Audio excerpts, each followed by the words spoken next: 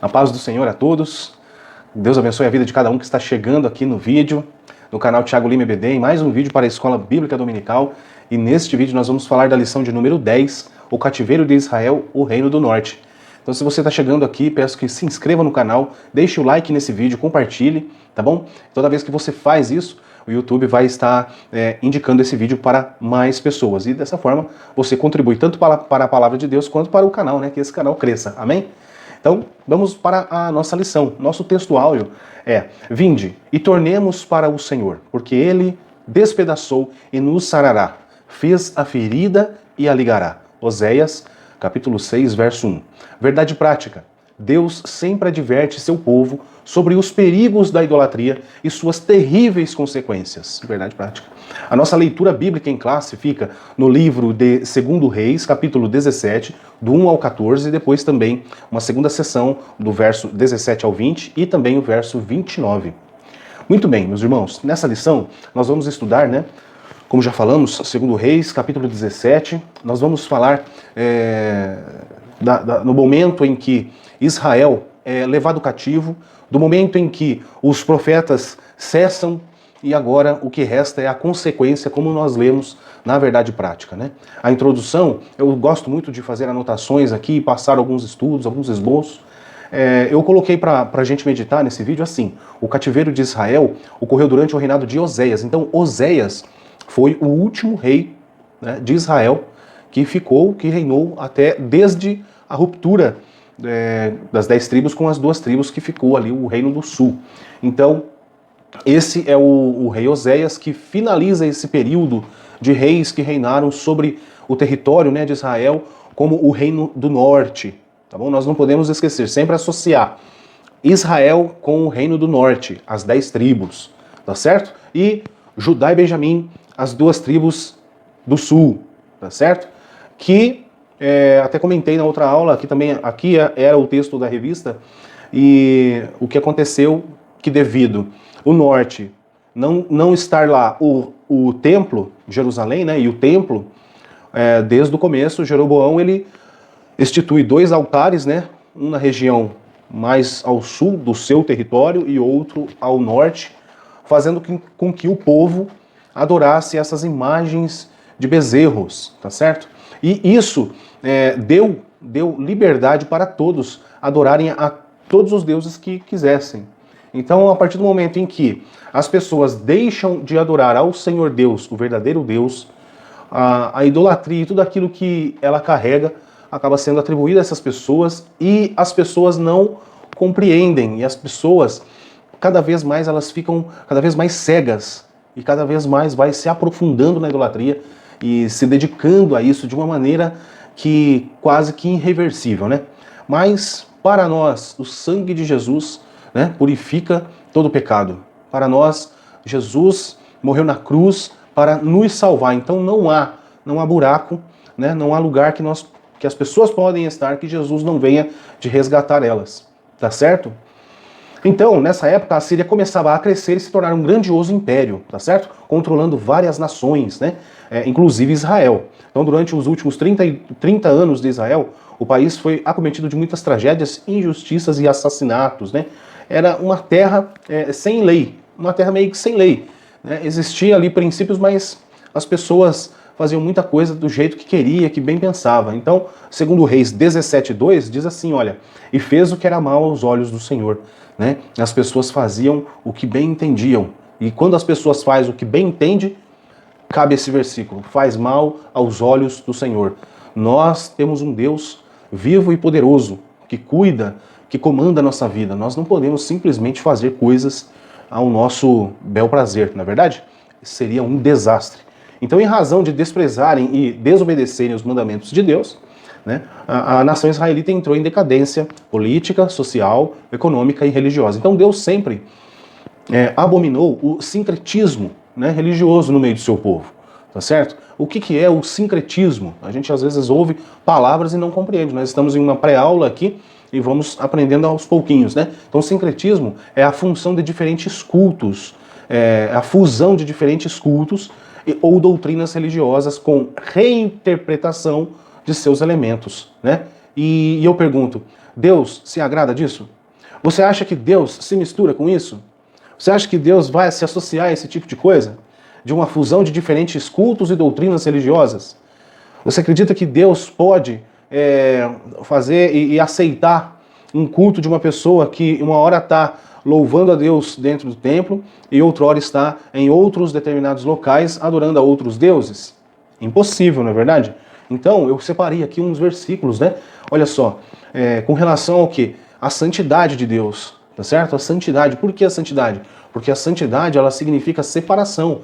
Separação daquilo que é, né, que é impuro, tá certo? Então, Deus é santo, Deus é separado dessas coisas. Isso não faz parte dele. E a idolatria, a adoração a outros deuses, a adoração a imagens, ela tem a questão da adoração em si. Deus não quer que você e eu adoremos a outros deuses, que nós instituímos outros deuses em nossa vida. Deus quer a nossa adoração por completo. Por completo. Deus sempre pediu para o povo de Israel isso. Olha, eu tenho um pacto com vocês, eu tenho algo a zelar, que é a minha palavra que eu tinha jurado aos teus pais, de ser o Deus de vocês e estar com vocês no meio de vocês. Essa terra que vocês habitam é fruto de uma promessa minha, Deus dizendo, e eu quero agora que vocês adorem ao Deus que livrou vocês do mal, livrou vocês do Egito, né? Mas aí o povo, por suas escolhas, escolhem outros deuses, falsos deuses, deuses que não são nada, né? E eu separei aqui com relação à santidade, né? Porque se Deus não se mistura, por que Deus não se mistura? Porque Ele é santo. E aí eu separei assim, olha só o que diz Salmo 97:12. Alegrai-vos, ó justos, no Senhor, e dai louvores à memória da sua santidade. Salmos 96:9. Adorai ao Senhor na beleza da santidade, tremei diante dele toda a terra. Dai ao Senhor glória a devida ao seu nome, dai ao Senhor a glória devida ao seu nome, adorai o Senhor na beleza da sua santidade, na beleza da sua santidade. Salmo 29:2. O Êxodo 15:11, olha o que está escrito em Êxodo 15:11, com relação à santidade de Deus, à grandiosidade do nosso Deus. Tudo que deveria expressar, o povo expressar, né, diante desse Deus tão grande. Ó Senhor, quem é como tu entre os deuses? Quem é como tu glorificado em santidade? Admirável em louvores, realizando maravilhas? Dá para dar um glória, não dá? Dá para dar um glória. Aleluia. Olha, a santidade de Deus, Deus nunca vai se misturar com pecado. Deus nunca vai se misturar com vontades carnais. Deus nunca vai se misturar com filosofias. Deus nunca vai se misturar com qualquer outro tipo de coisa que não seja a palavra dele, a instrução dele para nós, porque Deus é infinitamente sábio e Deus é sábio o suficiente para nos direcionar em tudo em nossas vidas. Não há necessidade de você olhar para outro Deus, não há necessidade de você constituir na sua vida um Deus. Como assim, irmão Tiago? Se você não confia na mão de Deus, se você não confia que Deus pode transformar a sua história, se você não confia que Deus pode mudar a história da sua vida, você com certeza vai estar dedicando essa confiança em quê? No seu trabalho? No seu dinheiro? No seu pai, na sua mãe? Né? Nos seus familiares? Em algum momento você vai estar direcionando a sua confiança, aquilo que te move em alguma coisa, e nós precisamos direcionar essa confiança em Deus. Não podemos deixar a nossa vida ser levada como a vida do povo de Israel, essas 10 tribos, que por muito tempo, olhem, por muito tempo passaram ouvindo que Deus é Deus, por muito tempo e muitas histórias e muitos profetas falando. Deixem essa prática, se volte a Deus. Olha, isso não é bom, o Senhor não agrada disso. E às vezes a pessoa passa a vida toda ouvindo, e chega um determinado momento em que Deus, o próprio Deus, estabelece um tempo de fim para esse momento que a pessoa fica à vontade, e aí Deus estabelece um fim, vem, existe uma consequência dos erros, tá certo? Então nós precisamos estar atentos, ver a história de Israel e aprender com eles o quê? É momento de se voltar para o Senhor inteiramente. Nós não podemos perecer, nós não podemos ficar cativos do pecado, tá certo? Eu separei um outro aqui também, olha só, em Lucas 1, 72 ao 75, diz assim: para manifestar misericórdia aos nossos pais e lembrar-se da sua santa aliança e do juramento que jurou Abraão, nosso pai, de conceder-nos que, libertados da mão dos nossos inimigos, o serviríamos sem temor, em santidade e justiça perante ele todos os dias da vida. Tá certo? E o serviríamos, eu acredito que é com temor, né? E o serviríamos com temor. Eu vou dar uma pesquisada aqui na Bíblia agora, porque essa me deixou com dúvida aqui. Lucas, né? Capítulo 1. Eita, vamos lá. A Bíblia está aqui do lado, é para ser lida. Vamos ver aqui. 70. Vocês tenham paciência aí comigo, mas a gente vai conferir essa leitura aqui. 74. De conceder. Ó, 75. Ó, 72, né? Para manifestar misericórdia aos nossos pais e lembrar-se do seu santo concerto e do juramento que jurou a Abraão, nosso pai, de conceder-nos que, libertados da mão de nossos inimigos, os servíssemos sem temor. Os servíssemos sem temor. É a palavra servíssemos, né? Em santidade e justiça perante ele todos os dias da nossa vida. Então, todos os dias da nossa vida, precisamos servir a Deus em santidade. Precisamos observar as leis do Senhor, a palavra do Senhor, não como uma lei sistemática onde você faz coisas que simplesmente, você não pode fazer, não, mas Deus nos molda, né? É diferente, né? Você compreende o que eu estou dizendo. Bom, muito bem, no primeiro capítulo, né, Samaria é cercada pelo rei da Síria. Então nós temos 2 pontos nesse capítulo. O primeiro é Israel sob o reinado de Jeroboão II. Você percebe que volta um pouco? Por que o autor colocou aqui Israel sob o reinado de Jeroboão II, né? Jeroboão II, o que tem a ver? Nós estamos mais à frente, nós estamos 30 anos praticamente à frente, né, da história de Jeroboão, que reinou por 41 anos. Então veja, Jeroboão II, ele reinou durante 41 anos. Né, ele era perverso, mais politicamente poderoso, né, sua nação desfrutou de prosperidade econômica e paz militar. Tá certo? Então, essa história de 30 anos começa em 2 Reis 14, do 16 ao 29. E aí vem o reinado de Zacarias, de 6 meses, Salum, de 1 mês, Manaém, de 10 anos, Pecaías, 2 anos, de Peca, 8 anos, até chegar a Oséias, que ficou 9 anos. Então, ao final desses 9 anos, deu 29 anos e 7 meses, minha conta aqui, mas o pessoal fala aí em 30 anos e tal. Jeroboão II teve um reinado de muita prosperidade, né? Então Jeroboão II não apresentava qualquer devoção a Deus. Olhem só, nós estamos falando de uma vida com Deus, nós estamos estudando a história dos reis de Israel, até a revista, né? Cadê minha revista aqui?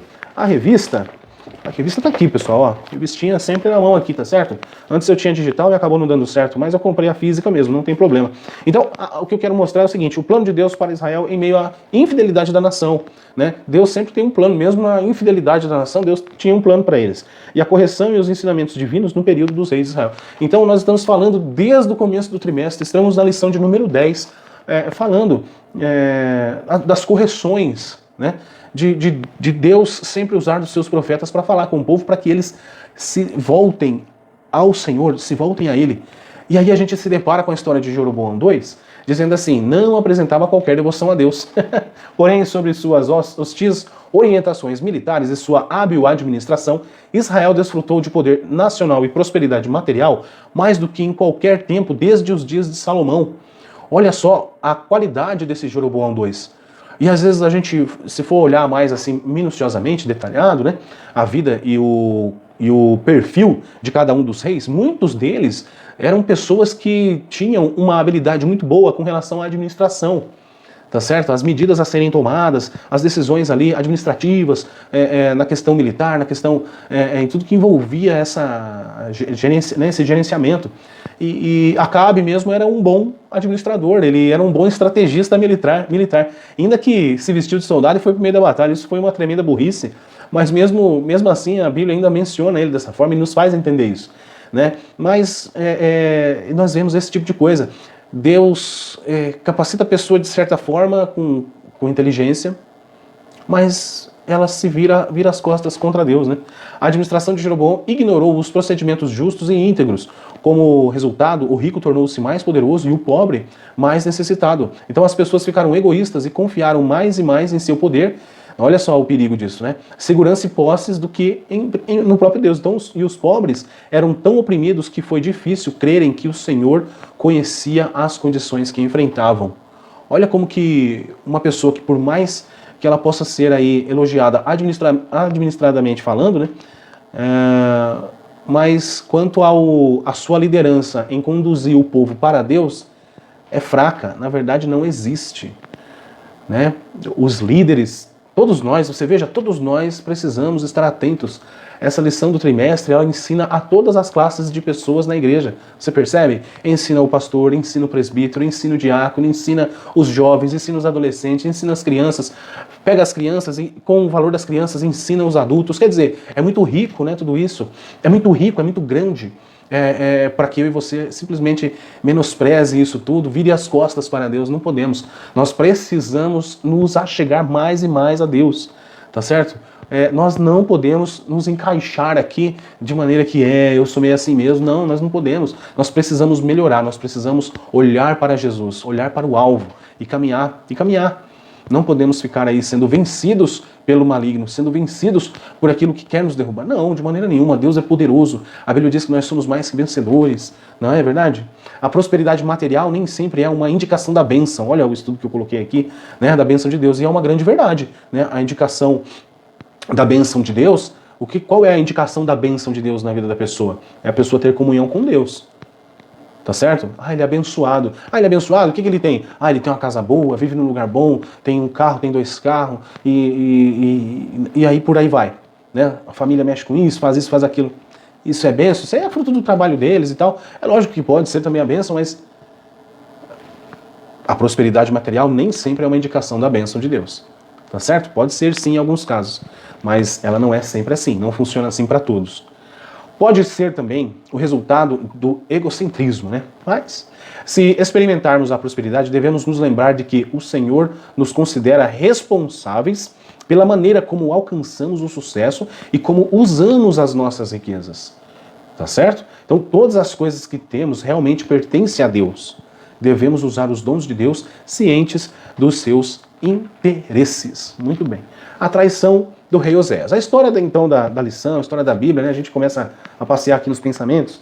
É assim, Oséias já vem, né? Oséias já vem de uma história um pouco cheia de tramas aí, né? Cheia de traição, cheia de pessoas, um matando o outro para reinar. É terrível a história de Israel, dos reis de Israel. É tanto que se você olhar na Bíblia, em 2 Reis, capítulo 15, no verso 30, e Oséias, filho de Elá, conspirou contra Peca, filho de Remalias, e o feriu e o matou, e reinou em seu lugar, tá certo? Então, 2 Reis 15, 30. Então esse pedacinho aqui vai dizer que para Oséias chegar ao poder, ele também mata aqui o outro rei, e é uma troca de matança terrível. Mas a traição de Oséias aqui não é com relação a isso, né? Só estou dizendo para introduzir o assunto.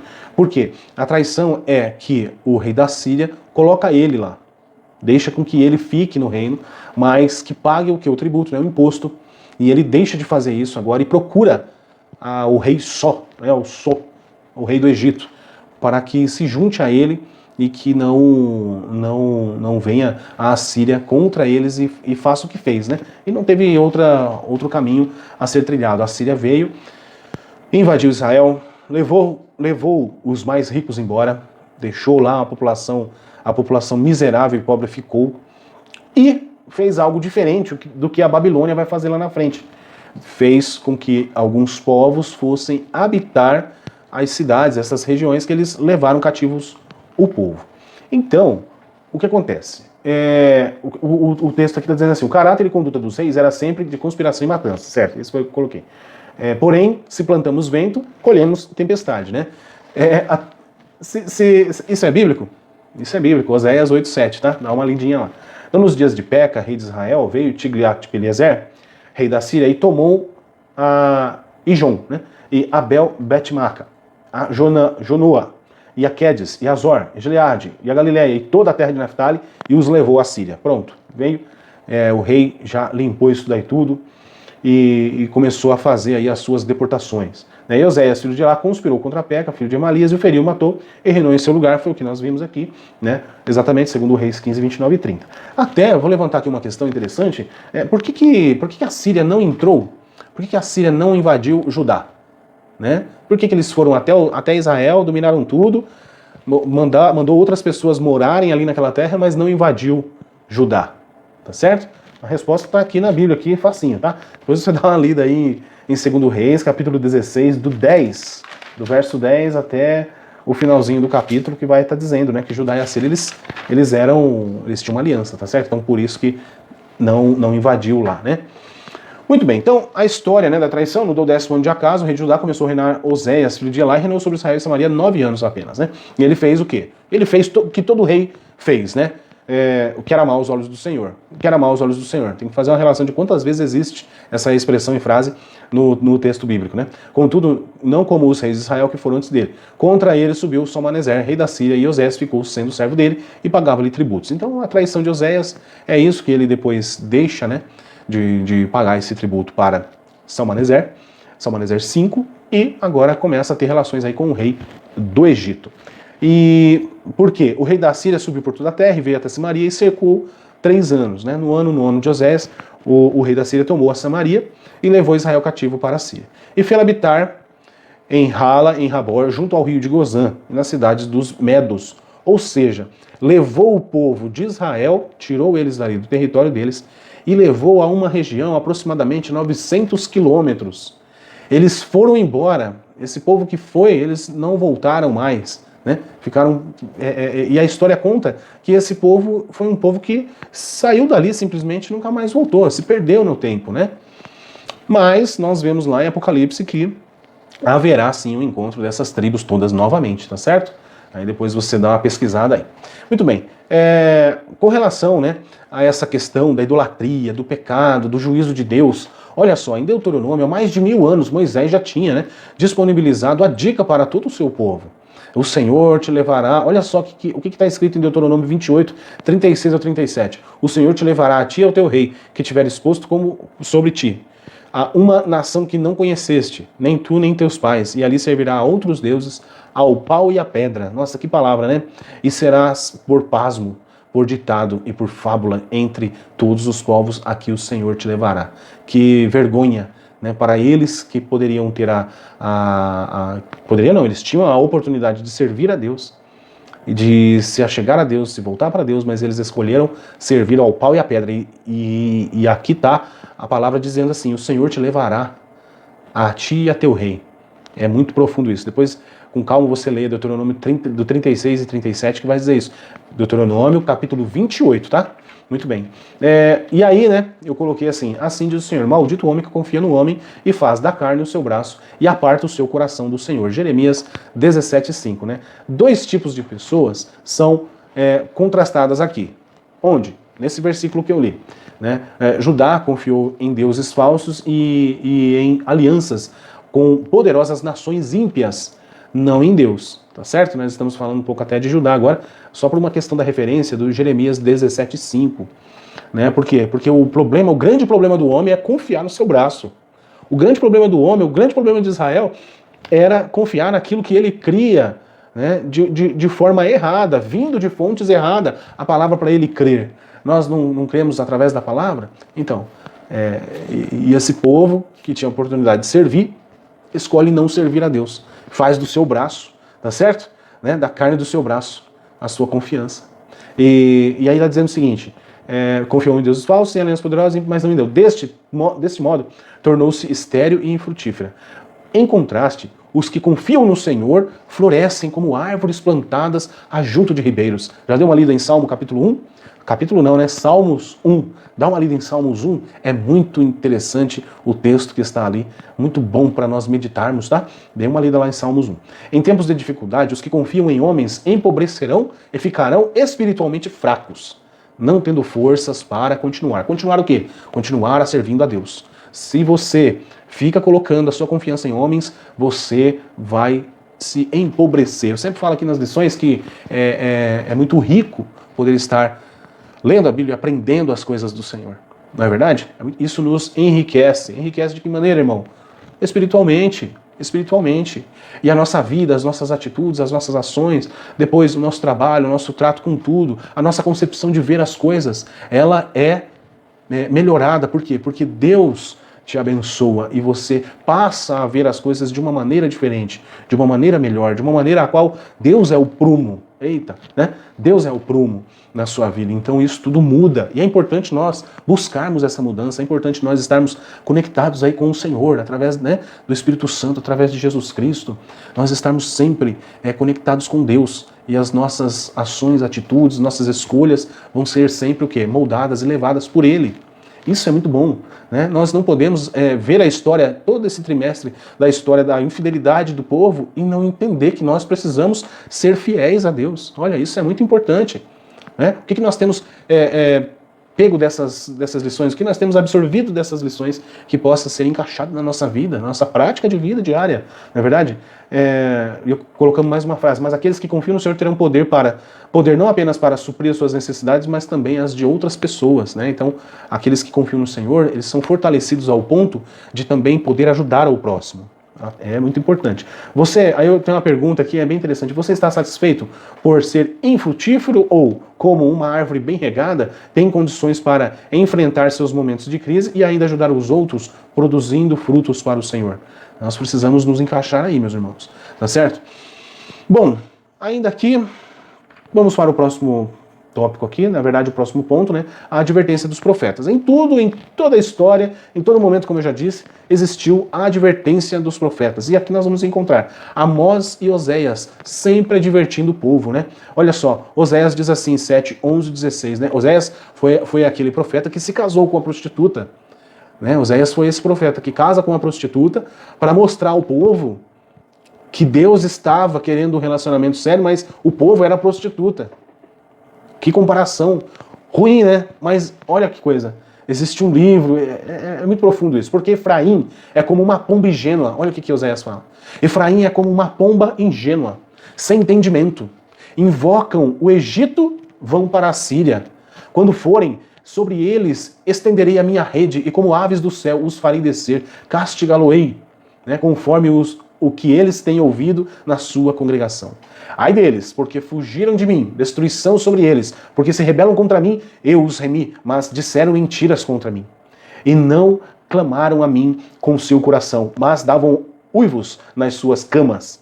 Para o trigo e para o vinho se ajuntaram, mas contra mim se rebelaram. Olha, que palavra dura, ouvi Deus dizendo isso do povo. Eu os corrigi e lhes esforcei os braços, mas pensam mal contra mim. Deus falando. Eles voltaram, mas não para o Altíssimo. Fizeram-se como um arco enganador. Caem a espada os seus príncipes por causa do furor da sua língua. Este será o seu escárnio na terra do Egito. Então, assim, existem muitas referências, né? Amós 5, 6 ao 9, Amós 5, 21 ao 27, que vai falar dos profetas, né? As advertências dos profetas. Sempre Deus tem um profeta para te advertir. Sempre Deus vai estar usando um servo dele, um profeta dele, um homem, uma mulher dele, para nos advertir. Não é verdade? Para nos orientar, para dar um estalo e nós pensarmos um pouco mais a respeito daquilo que nós estamos fazendo. Enfim, Deus nunca vai deixar você simplesmente ao léu, sem uma indicação, sem uma orientação. E nós sabemos bem disso, porque nós sabemos que Deus nos direciona. Quando nós fazemos com que as nossas ações elas simplesmente aconteçam por nós mesmos, nós sabemos, olha, eu não orei, olha, eu não pensei antes com Deus. Será que Deus quer isso mesmo para mim? Busque ouvir a voz do Senhor na sua tomada de decisão. Não faça nada em que possa se dizer, tomou os pés pelas mãos. Nós precisamos estar atentos a isso. Deus cuida da nossa vida. Deus cuida de mim. Não é assim que nós cantamos? Nós precisamos viver o Deus cuida de mim. E além disso, seguir a Ele de forma íntegra. Não simplesmente em uma parte ou em outra, mas toda a nossa vida precisa estar baseada no Senhor e na sua vontade. Tá certo? Então Deus sempre estará nos avisando, né? Alertando a respeito daquilo que temos a fazer. Foi o que eu escrevi aqui. O Espírito Santo fala, né, todo o tempo no nosso coração. E basta cada um de nós dar o quê? Espaço para essa voz, dar atenção a essa voz. Tá certo? E até anotei alguma coisa aqui, né, do que o cativeiro tira de nós, né? O cativeiro do pecado, né? Olha só, a identidade, né? Eu vi esse estudo do que o cativeiro tira de nós em um vídeo de um pastor que também faz vídeos para o YouTube. E ele disse assim, que a identidade de quem você é no contexto do reino. O pecado tira isso de você, você é cativo do pecado, o pecado tira de você a identidade, a sua identidade, né? De quem você é no contexto do reino. Tira a sua unção, a sua sensibilidade, vai se esvaindo. Né? Tira também a visão das coisas de Deus e das promessas. O cativeiro do pecado tira também o que? A sua autoridade. Você não tem como guerrear. É terrível. O cativeiro do pecado também tira o que? A confiança, né? Como já falamos, o braço do homem é fraco. Mas aí a pessoa confia nisso, ao invés de confiar em Deus. Mas aquele que é cativo do pecado, agora o povo que foi levado, eles estão cativos. Eles não têm mais o que fazer. Eles vão ser como escravos daquele rei, daquele reino. E a Assíria pegou eles como escravo. Então, síntese do tópico 1, nossa natureza pode produzir perversão e maldade, porém cabe a nós combater essas atitudes dia a dia e a extingui-las de nossas vidas. Capítulo 2, o terrível pecado da idolatria. Meus irmãos, nós estamos falando do terrível pecado da idolatria desde o começo dessa lição, porque o assunto é esse, não é verdade? O assunto é esse aqui. Nós estamos falando e alertando e sendo alertados por Deus, né, que o pecado da idolatria é terrível e ele nos afunda de uma maneira que, como eu já até comentei aqui, me parece que foi na lição do reinado de Acasias, né, que em determinadas situações não há como a pessoa sair disso, né? Ela não tem forças para se recuperar disso, né? Então, desde a divisão do reino, por estarem longe do templo, o povo do norte foi mais propenso às práticas pagãs, por isso foi levado cativo antes do que Judá, tá certo? Mas também tem a questão da aliança que existia entre Judá e a Síria. Em uma atitude fora da normalidade de Deus, manda que seu profeta Oséias case com uma prostituta. Nós já falamos isso, né? Deus, por mais uma vez, pela milésima vez aí, tentando falar ao povo, olha, vocês precisam voltar para mim, vocês não podem ser como uma prostituta. Né? Tudo isso para mostrar o amor dele pelo povo. E aí Oséias cumpre, né, essa ordem de Deus, casou-se com Gomer, teve 3 filhos com ela, não é isso? Então a prostituta Gomer é quem? É Israel na história. E o marido Oséias é quem? É Deus nessa história. E seus amantes, os outros homens. E quem é esses outros homens na história? Egito e a Assíria, tá certo? Muito bem, eu separei aqui um versículo que, na verdade, o versículo de Provérbios aqui, que a lição indica, achei bem interessante, né? Mas eu quero fazer essa leitura do 1 ao 8 rapidinho com vocês, olha, que diz assim: Filho meu, atende a minha sabedoria, a minha inteligência, inclina o teu ouvido, para que guardes os meus conselhos e os teus lábios observem o conhecimento. Olha, para que os teus lábios observem o conhecimento. Não é para os seus olhos, mas para os seus lábios.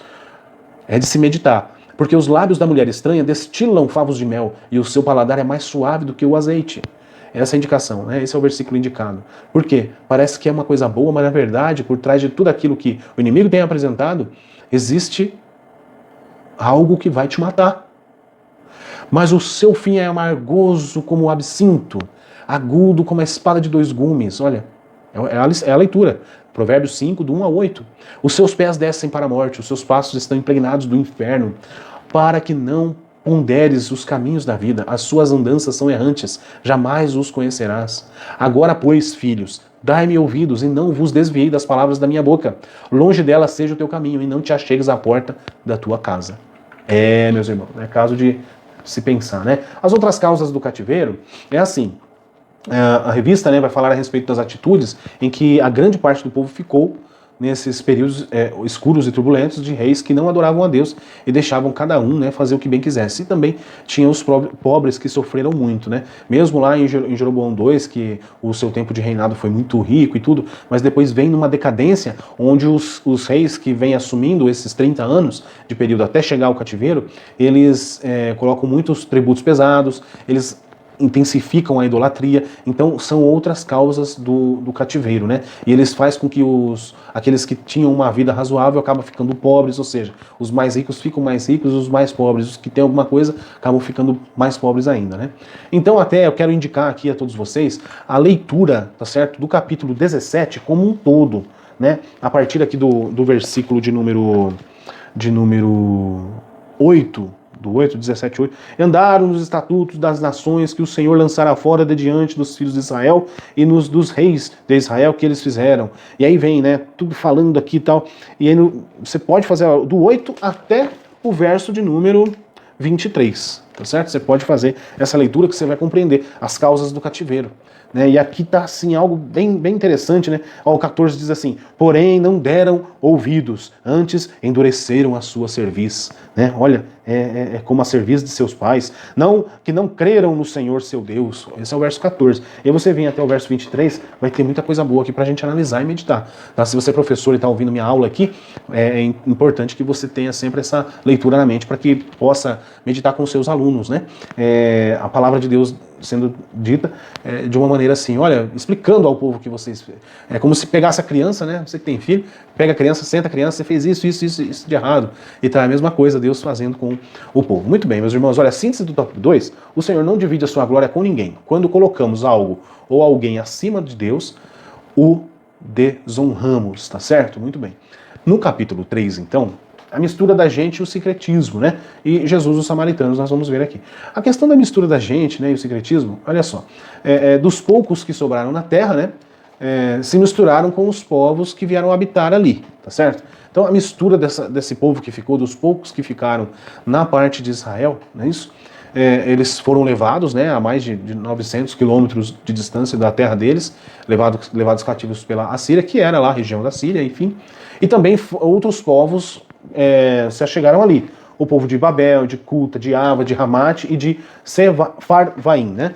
São os povos que chegaram lá. E aí, com isso, o que acontece? Existe o sincretismo, tá certo? O sincretismo. Então eles vão adorar os seus deuses, mas aí existe aqui aquela ocasião onde leões aparecem e começam a comer pessoas ali, devorando pessoas ali, tá certo? E chega até o rei da Síria essa situação, olha, é como se dissesse ao rei, olha, não há possibilidade de habitar lá, porque existem muitos leões. E alguém levantou a hipótese, né, de que a gente não sabe o costume do Deus da terra, então é importante que alguns sacerdotes deles estejam lá para nos ensinar.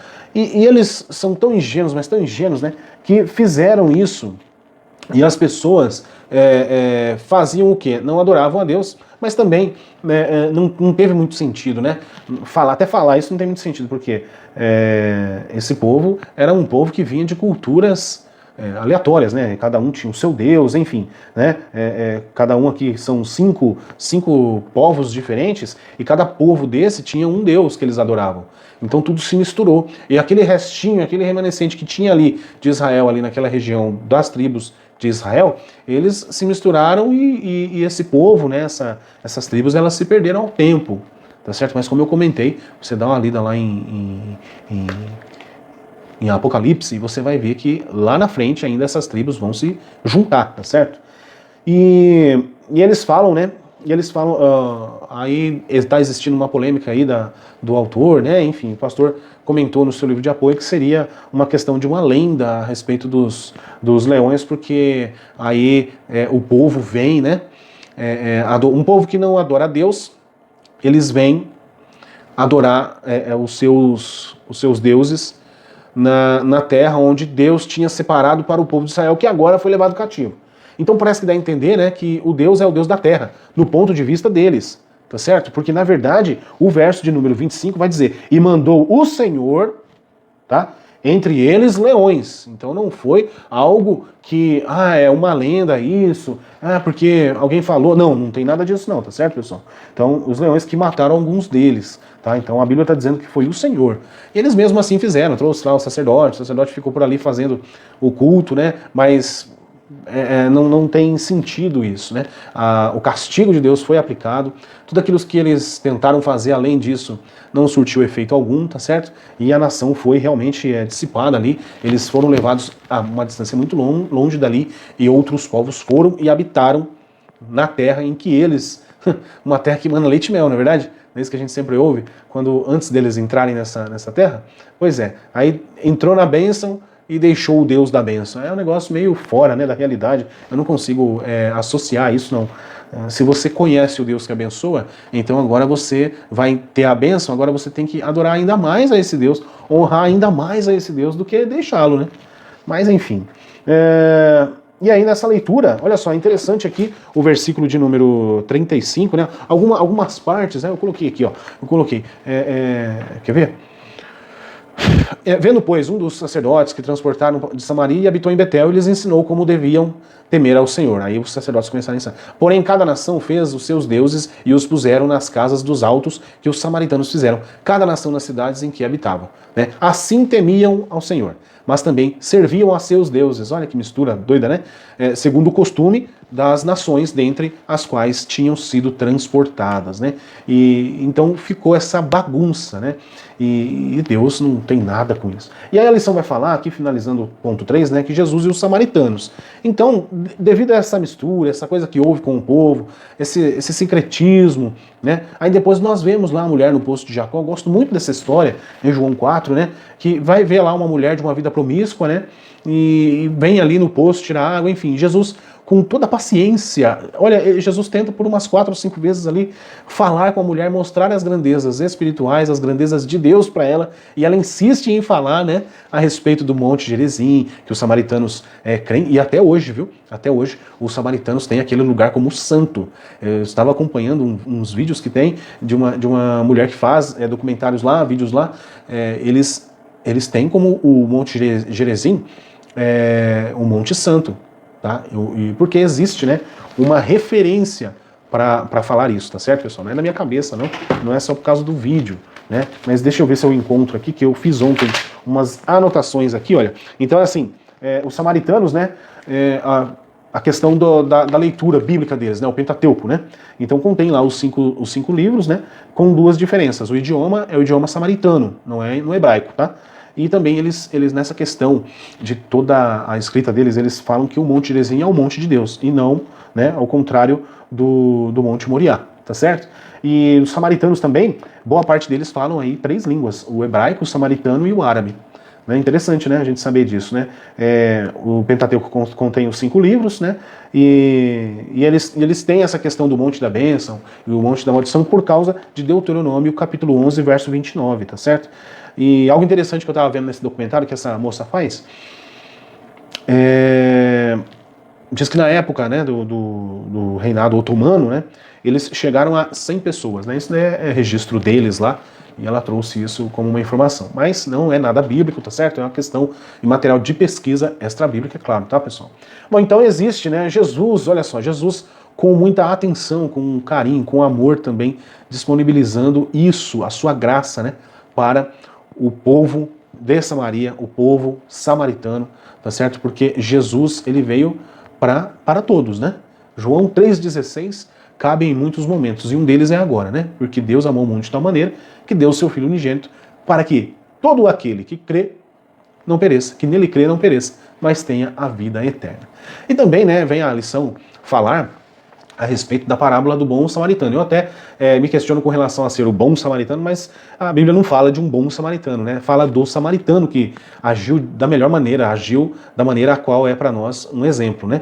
Que todos tinham rejeitado lá o ferido, mas ele vem e dá toda a assistência ao ferido. Então, Jesus fala, olha só, traz o samaritano, traz aquela pessoa, né, ensinando os judeus através do samaritano, que o samaritano fez. Era uma parábola, é claro, né? Mas mesmo assim mostra que Jesus, ele não veio para deixar esse povo de lado, não. Jesus morreu na cruz pela humanidade, não é verdade? Foi isso a intenção aqui do escritor, colocar a respeito desses pontos, e a gente vem falando. E a síntese do tópico 3 fica assim: a mistura entre os povos, suas culturas e religiões pode enfraquecer a fé e a doutrina, né? Até vale lembrar aqui a respeito, né, de nós estarmos sempre atentos, né, na questão da mistura dos povos ali, tá bom? Mas enfim, meus irmãos, síntese do tópico 3 lida. Conclusão: não faltou advertências para que Israel abandonasse a idolatria e fosse poupado do cativeiro. Todavia nada surtiu efeito. Cada vez mais a nação afundava em seus pecados. A maneira drástica, porém misericordiosa e amorosa de Deus retomar seu povo ao aconchego do seu amor foi, infelizmente, conduzi-lo ao cativeiro e à dispersão. Que Deus nos ajude e a atentarmos mais para a sua palavra, a fim de não colhermos os amargos frutos da desobediência. Tá certo? Então, se você chegou até aqui no final desse vídeo, eu quero agradecer você. Muito obrigado, Deus abençoe. Que essa aula possa mostrar algo mais, né? Deus possa fazer com que algo mais venha a ser mostrado a você. E que Deus em Cristo Jesus te abençoe. Não esqueça de compartilhar, de se inscrever no canal, de deixar o seu like, tá bom?